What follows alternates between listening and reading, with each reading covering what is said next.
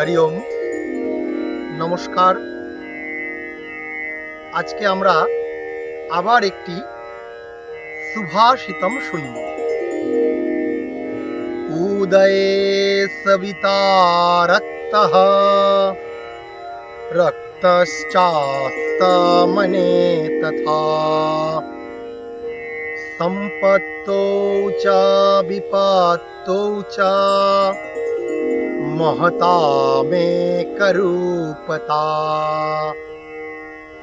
উদয়ে সবিতা রক্তঃ, অর্থাৎ উদয় কালে যখন সূর্যোদয় হয়, সবিতা সূর্য রক্তিম থাকে, তার বর্ণ টুকটুকে লাল থাকে। রক্তশ্চাস্তমনে তথা, যখন সূর্য অস্ত যায় তখনও কিন্তু সূর্যের বর্ণ রক্তিম থাকে, কখনোই কিন্তু সূর্যের বর্ণ পরিবর্তন হয় না, নীল লাল ইত্যাদি হয় না। তেমনি এই সমাজে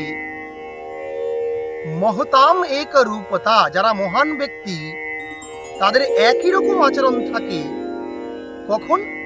সম্পত্তৌ বিপত্তৌ চ, সম্পত্তৌ চ বিপত্তৌ চ, অর্থাৎ ভালো পরিস্থিতিতে এবং খারাপ পরিস্থিতিতে, প্রতিকূল এবং অনুকূল উভয় পরিস্থিতিতেই যারা মহৎ ব্যক্তি, সজ্জন ব্যক্তি, ভালো ব্যক্তি, তাদের কিন্তু আচরণ সমান থাকে। তা এ বিষয়ে ভগবান শ্রীকৃষ্ণ, আর গীতা তো আমাদের কাছে একটা এনসাইক্লোপিডিয়া, তার থেকেও বিশাল সমস্ত জ্ঞান ভাণ্ডার, জীবনের সমস্ত কিছুর লক্ষণ শ্রীমদ্ ভগবদ্ গীতায় বলে দেওয়া হয়েছে। সেখানে খুব সুন্দর এই সাধু ব্যক্তি, মহৎ ব্যক্তির লক্ষণ দিতে গিয়ে ভগবান দ্বিতীয় অধ্যায়ের সাংখ্যযোগে বলছেন কি না, কারা যোগী স্থিতধী ব্যক্তি, বলছেন কি, দুঃখেষ্বনুদ্বিগ্নমনঃ সুখেষু বিগত স্পৃহঃ বীতরাগ ভয় ক্রোধঃ স্থিতধীর মুনিরুচ্যতে।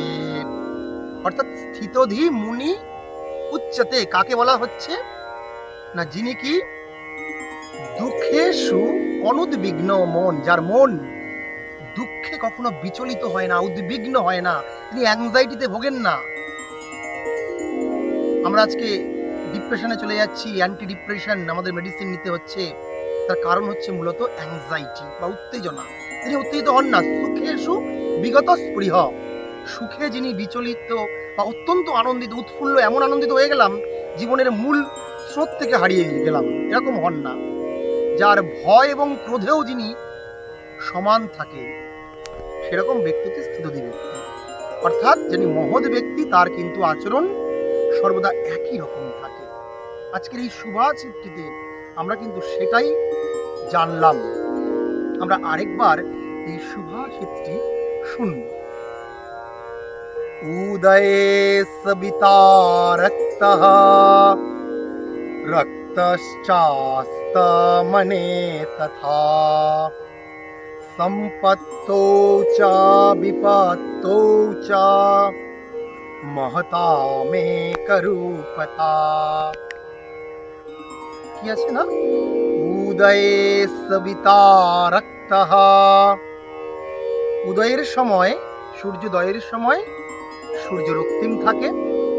রক্তশ্চাস্তমনে তথা, ঠিক তেমনি তথা অস্তকালেও রক্তিম থাকে।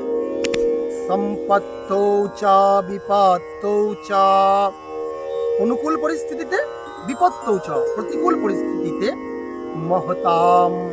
মহতামেকরূপতা, মহান ব্যক্তিদের আচরণ একই রকম থাকে, কখনোই পরিবর্তিত হয় না। এটাই মহান ব্যক্তির লক্ষণ। আমাদেরকে সকলকেই এরকম স্থিতধী, স্থিতপ্রজ্ঞ, মহান, সজ্জন হয়ে উঠতে হবে। আজকের সুভাষিতের এটাই তাৎপর্য, এটাই ভাবার্থ। সকলকে নমস্কার।